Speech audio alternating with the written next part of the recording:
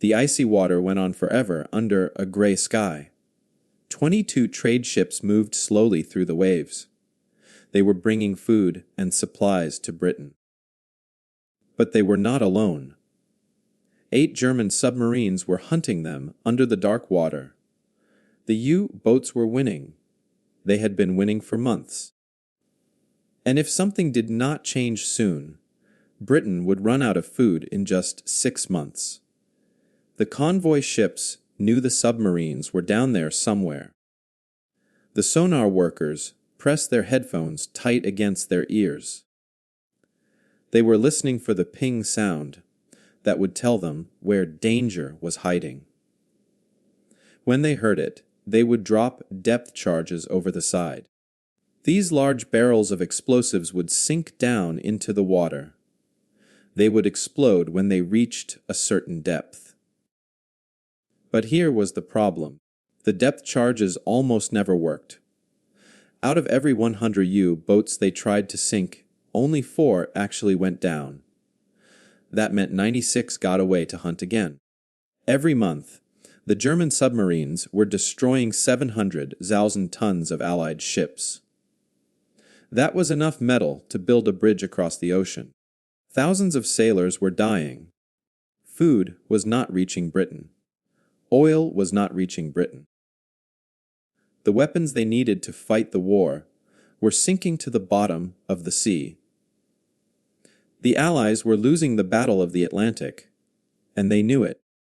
The men on the guard ships did everything they could. When sonar picked up a submarine, the captain would steer the ship right over the spot. The crew would roll the depth charges off the back of the ship. Down they would go, deeper and deeper. Then boom! A tower of white water would shoot up into the air. The sailors would watch and wait. Sometimes they would see oil coming up to the surface. Sometimes they would see pieces of wreckage. But most of the time they saw nothing. The submarine had escaped. The problem was simple, but nobody seemed to understand it. When a ship moved toward a submarine to attack, the sonar could track exactly where it was. The submarine could not hide. But then the ship had to pass directly over the submarine to drop the depth charges. At that exact moment, the sonar went blind. It could not see straight down. So the crew was guessing. They were dropping explosives into the darkness and hoping to get lucky. And luck was not on their side. The British Admiralty did not want to admit there was a problem. These were the top naval officers in Britain. They were the men who planned the war at sea. They had been using depth charges since World War I. The weapons had worked back then. They said they would work now. The problem was not the weapon. The problem was the crews needed more training. The problem was the captains needed to be braver. The problem was anything except the depth charges themselves. At a secret research station called HMS Vernon, a man named Charles Goodeve sat at his desk and looked at the numbers. Lieutenant Commander Goodeve was not like the other officers. He was a scientist first and a Navy man second. He had come from Canada to help Britain fight the war. He did not care about tradition. He did not care what had worked in the last war. He only cared about what would work now. And right now, nothing was working. Goodeve pulled out chart after chart. The numbers told a terrible story. 4%, that was the kill rate for depth charges. For every 25 attacks, only 1 submarine died. The rest escaped. Some were damaged, yes. But damaged submarines could be repaired. They would come back to hunt again. Meanwhile, the trade ships kept sinking. The sailors kept dying. He called meetings with other officers. He showed them the numbers. He explained the problem with the sonar going blind. Most of them nodded politely and then ignored him. One admiral told him that depth charges were perfectly fine. Another said that the real problem was scared captains who did not press their attacks hard enough. A third officer told Gudev that he should leave naval fighting to real Navy men and go back to his laboratory. But Gudev could not let it go. He would lie awake at night, thinking about those 22 trade ships. He would think about the submarines stalking them. He would think about the guard ships trying desperately to protect them with weapons that barely worked. 700,000 tons lost every month. How many months did they have left? 6. 5. What would happen when Britain ran out of food? One night, Gudev was walking along the dock at HMS Vernon. The water was calm. The moon cast silver light across the harbor. He stood there for a long time thinking. The problem played over and over in his mind like a broken record. You have to pass over the submarine. The sonar goes blind. You guess where to drop the charges. You miss. The submarine escapes. Then it hit him. The answer was so simple, he almost laughed out loud. You cannot hit what you cannot see. So why were they trying to attack when they could not see? Why were they waiting until the very moment when they went blind? What if they attacked while they could still see? What if they threw the weapon forward, ahead of the ship, while the sonar still tracked the submarine? What if they did not have to pass over it at all? Gudev knew this idea would change everything. But he also knew what would happen when he told the Admiralty. They would call him crazy. They would say it could not be done. They would say that if it was such a good idea, someone would have thought of it already. He had seen it before. The British Navy loved its traditions more than it loved new ideas. But Gudev did not care. Sailors were dying. Ships were sinking. Britain was losing the war. And he had just figured out how to fix it. Gudev went back to his laboratory and started drawing. He needed a weapon that could be thrown forward. It had to fly through the air ahead of the ship, while the sonar still had eyes on the submarine. But it could not be just one shell. Submarines could move. They could turn. They could dive deeper or rise higher. So he needed many shells, all fired at once, landing in a pattern that covered where the submarine might go. He sketched out his idea. 24 small shells arranged in a circle on the front deck of a ship. When fired, they would launch into the air all at once. They would arc forward like basketballs, flying 250 yards ahead of the ship. Then they would splash down into the water in a circular pattern, about 130 feet wide. The submarine would be somewhere inside that circle. And if even one shell hit it, the submarine would die. But here was the brilliant part. These shells would not work like depth charges. Depth charges exploded whether they hit anything or not. They were set to go off at a certain depth. That meant every attack ended with a huge explosion, even when the submarine was not there. The explosion made noise. It confused the sonar. It meant you could not tell if you had hit your target or not. Gudev's shells were different. Each one weighed 65 pounds. They had contact fuses on the front. That meant they only exploded if they hit something solid. If a shell missed the submarine and kept sinking down into the empty ocean, it would just disappear into the darkness. It would never explode. No noise, no confusion. The sonar could keep listening, and if you heard an explosion, you knew for certain that you had hit the submarine. He called his invention the Hedgehog because the 24 shells sitting on the deck looked like the spines on a hedgehog's back.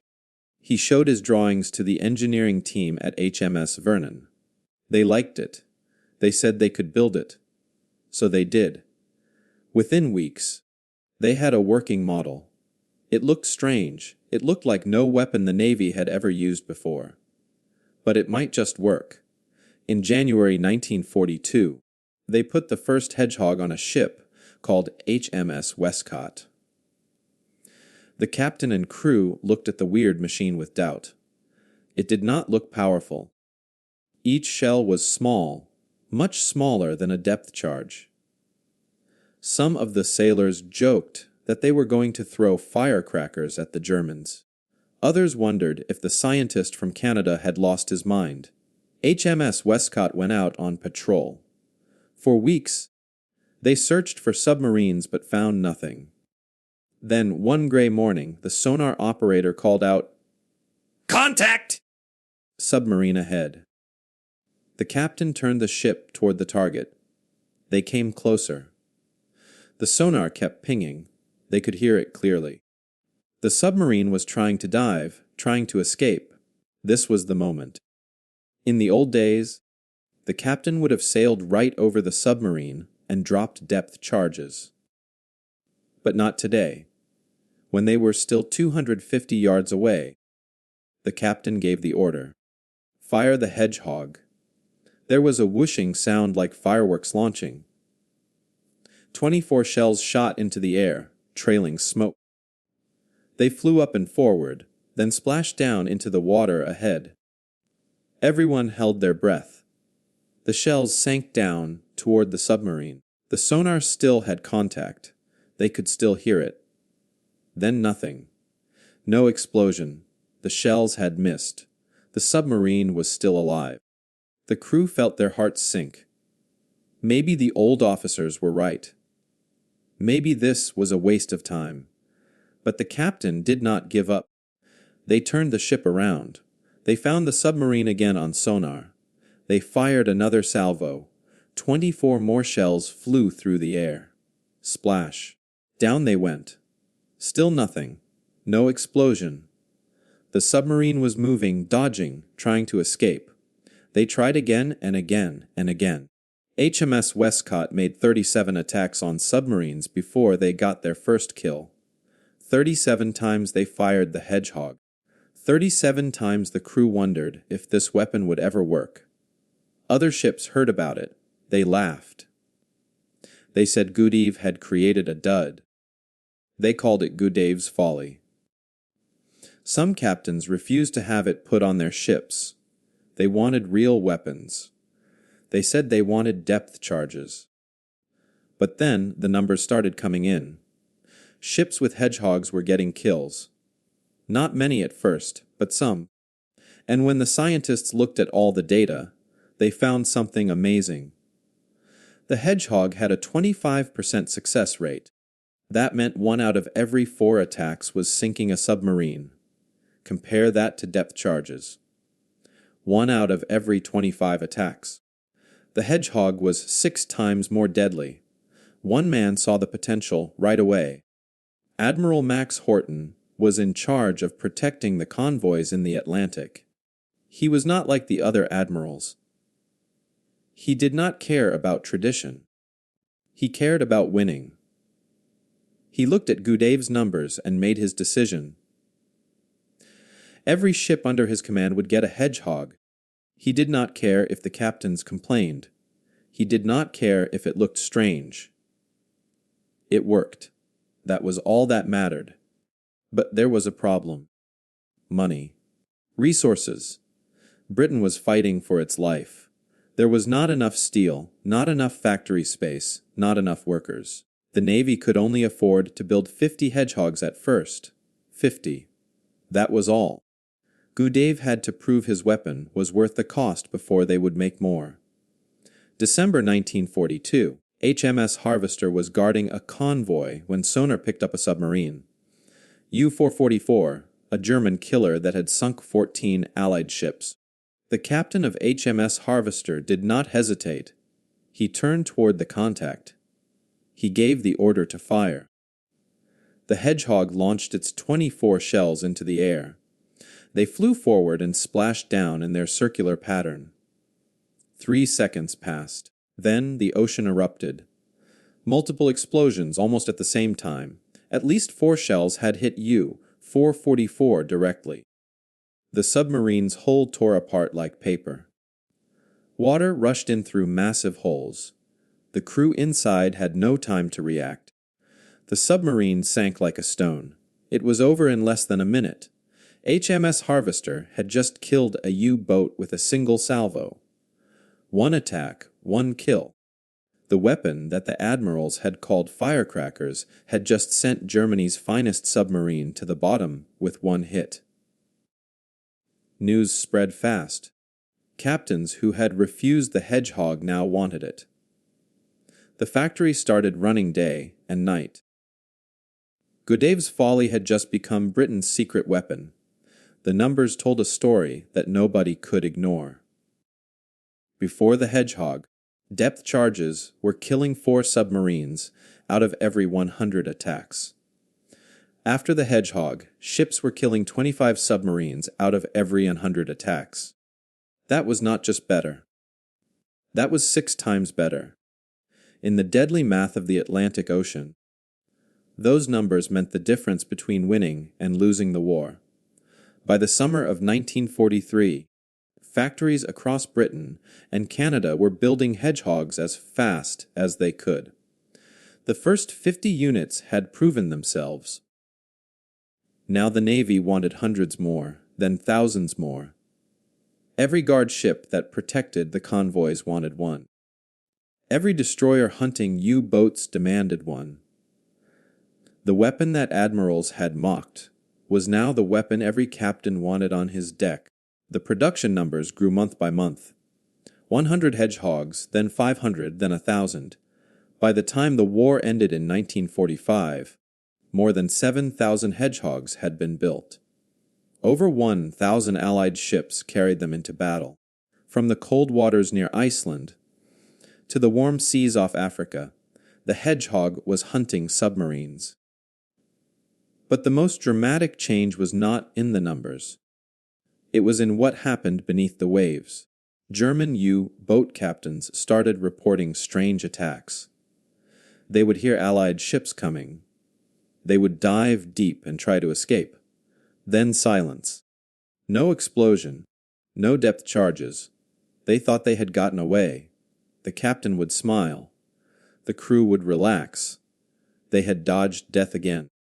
Then everything would explode at once. Inside the submarine U-257, Captain Rash was sure they had escaped. The British destroyer had passed overhead, but dropped nothing. Rash could hear the ship's engines fading away. He turned to his crew and nodded. They were safe.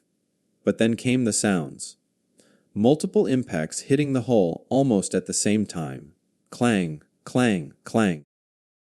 Like hammers striking an iron bell. For 3 seconds, nothing happened. The crew looked at each other in confusion. What was that noise? Then the shells exploded. All of them together. The pressure hull cracked open in 4 places. Water shot through the gaps with the force of a fire hose. It was dark water, freezing cold, filling the rooms faster than the men could move. The lights went out. Men screamed in the darkness. Some tried to reach the hatches, but the submarine was already tilting down, nose first, sinking fast. At 600 feet deep, the pressure would crush the remaining hull like a tin can. The crew of U-257 had 8 seconds from impact to implosion. None of them survived. U-boat command in Germany started seeing a pattern. Submarines were disappearing.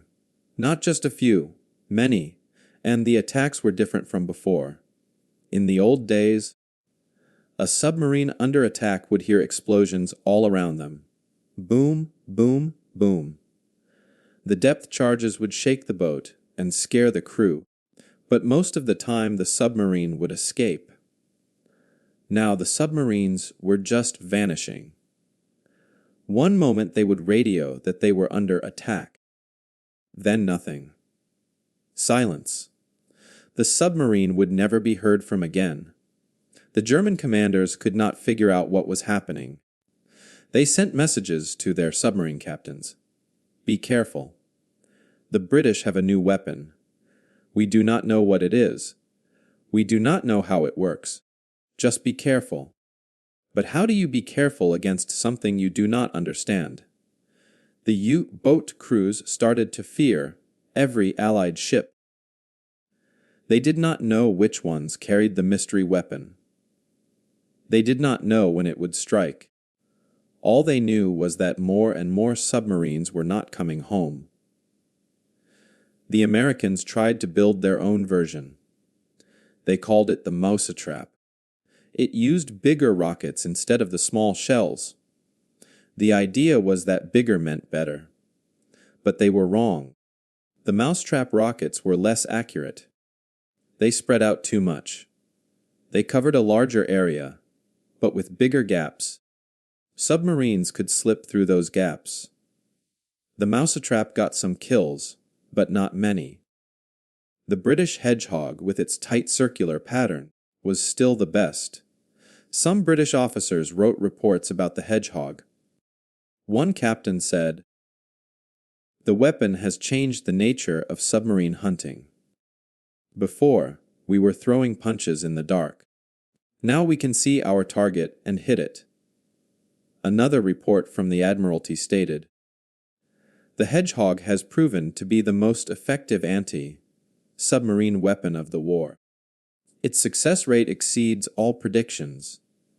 The German Navy never figured out the secret.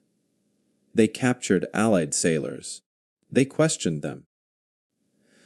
They searched for wreckage of Allied ships to find the weapon. But the Hedgehog was small. It did not look special. Even when Germans saw pictures of it, they did not understand why it worked so well. They thought it was just another kind of depth charge. They never realized the key was the contact fuse. They never understood that the weapon only exploded when it hit something. By the time they might have figured it out, the war was almost over. There was something else nobody expected. The Hedgehog was so accurate that it did not need to be big. The small 65-pound shells were enough to crack open a submarine hull. That meant the weapon was light. It did not take up much space on the deck. Even small guard ships could carry it. Before, only big destroyers could carry enough depth charges to hunt submarines. Now, tiny corvettes, ships that weighed just 1,000 tons, could kill U-boats with a single attack. The impact of the Hedgehog spread across the entire Atlantic Ocean. Convoys that used to lose 5 or 6 ships to submarines now lost 1 or 2. Sometimes they lost none at all. The U-boats that had terrorized the sea lanes were now the ones being hunted. By late 1943, the Battle of the Atlantic had turned around. The Allies were winning. Ships were getting through. Food was reaching Britain. Oil was reaching Britain. The weapons needed to invade Europe were arriving safely. By the end of the war, the Hedgehog had sunk 47 German submarines. That number was confirmed by German records after the war ended. But there were more. Another 90 submarines had been damaged by Hedgehog attacks. Some of those damaged boats made it back to port, but never sailed again. Others were so badly hurt that they became easy targets for other weapons. The true total of U-boats killed or removed from the war by the Hedgehog was probably over 100. 7,000 Hedgehogs, 1,000 ships, 47 confirmed kills, and 90 more damaged.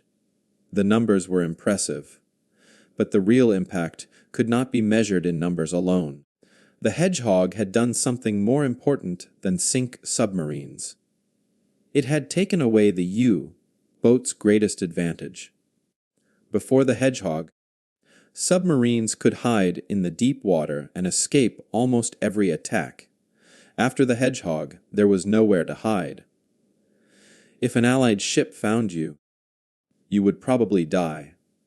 That fear changed everything. It made U-boat captains more cautious. It made them less effective. And it helped win the Battle of the Atlantic. When World War II ended in 1945, the fighting stopped, but the Hedgehog did not disappear. The weapon was too good to forget. Navies around the world looked at what it had done and realized something important. The principle behind the Hedgehog was not just good for one war. It was good forever. Attack forward while you can still see your target. Use contact fuses so you know when you hit. Create a pattern that covers where the enemy might move. These ideas would work against any submarine in any war at any time. The United States Navy kept using Hedgehogs on their ships long after the war ended. They made improvements. They made the shells a little bigger. They made the launcher easier to reload. But the basic idea stayed the same. The Soviet Union saw what the weapon could do and built their own version. They called it the RBU 6000. It threw 12 shells instead of 24, but it worked the same way. Forward-throwing contact fuses, circular pattern. By the 1950s, every modern navy in the world had some kind of Hedgehog weapon on their ships. The British built newer versions with bigger rockets that could fly even farther. The Canadians, who had helped build so many of the original Hedgehogs during the war, kept improving the design. They created weapons that could throw shells 500 yards ahead instead of just 250. Some could throw them 1,000 yards. The principle kept evolving. Engineers realized that the same idea could work for other threats too. What if enemy ships were attacking? What if missiles were coming? The answer was the same. Attack forward. Hit them before they hit you. Do not wait until they are right on top of you. By the 1960s, this thinking had spread to missile defense systems. By the 1970s, it was standard doctrine in naval warfare. By the 1980s, computer-guided rockets were using the Hedgehog principle to defend ships from aircraft and missiles. Today, if you visit a modern warship, you will see weapons that are direct descendants of Gudev's invention. They look different. They use computers and radar instead of sonar. They fire missiles instead of simple shells. But the thinking behind them is exactly the same. See your enemy. Attack while you can still see them. Hit them before they reach you. The Hedgehog taught the world this lesson, and the world never forgot it. But what about Charles Gudev? What happened to the man who changed naval warfare forever? After the war ended, the British government gave him a medal. It was called the Order of the British Empire. It was an honor, but not a big one. There was a small ceremony. A few people shook his hand. Then it was over. Gudev was not famous. Most people had never heard of him. The newspapers did not write stories about him. He did not get invited to give speeches or appear on television. Gudev did not seem to mind. He had never wanted to be famous. He was a scientist, not a celebrity. He went back to teaching at a university. He taught chemistry and physics to students who had no idea that their professor had helped win the Battle of the Atlantic. He published papers about science. He did research. He lived a quiet life. In 1980, Charles Gudev died at the age of 81. A few newspapers printed short obituaries.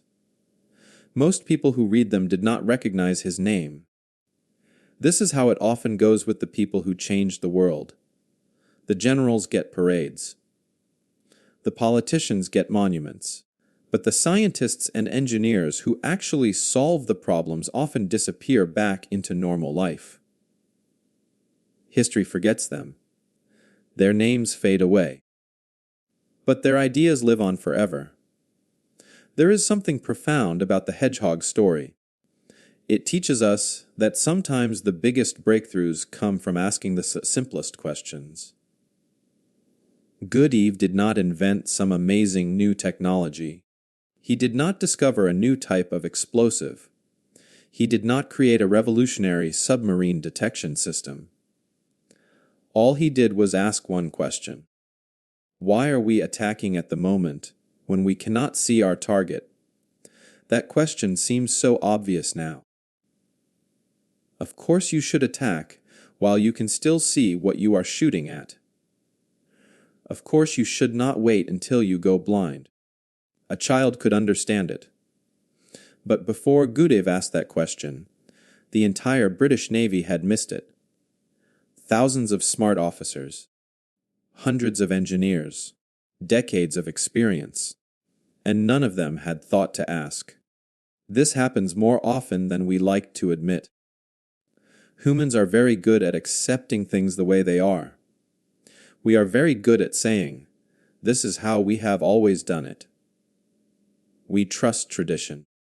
We trust authority. We trust the experts. And most of the time that works fine, but sometimes the experts are wrong. Sometimes tradition is killing us. Sometimes the way we have always done it is the exact reason we are failing. Innovation is not always about being smarter than everyone else. Sometimes it is just about being willing to question the thing that everyone else assumes must be true. Gudev was not smarter than the British admirals, but he was willing to look at their sacred depth charges and say, "These do not work. We need something different." That willingness to question, that refusal to accept failure, that is what changed everything. We face the same challenge today. In every field, in every industry, in every part of life, there are things we accept without questioning. There are problems we live with because we assume they cannot be solved. There are failures we tolerate because we think that is just how things are. But somewhere there is probably a simple question we are not asking. Somewhere there is probably an obvious solution we are not seeing because we are too close to the problem. The hedgehog reminds us to look for those questions. It reminds us that the person who solves the unsolvable problem might not be the expert with 40 years of experience. It might be the outsider who does not know what is supposed to be impossible. It might be the scientist from Canada who looks at the numbers and refuses to believe that a 4% success rate is acceptable. The German submarines were not defeated by bigger ships or more sailors or better technology. They were defeated by one man who stood on a dock one night and realized that the Navy was aiming at the wrong moment. That is the power of asking simple questions. That is the power of refusing to accept failure. That is the power of believing that there must be a better way, even when everyone else says there is not. The difference between winning and losing was not about building something bigger or more powerful. It was about asking one simple question no one else thought to ask. What if we are aiming at the wrong moment? That question saved thousands of lives. That question helped win the war. That question changed naval warfare forever. And it all started because one man was willing to stand up and say that the way things had always been done was not good enough anymore.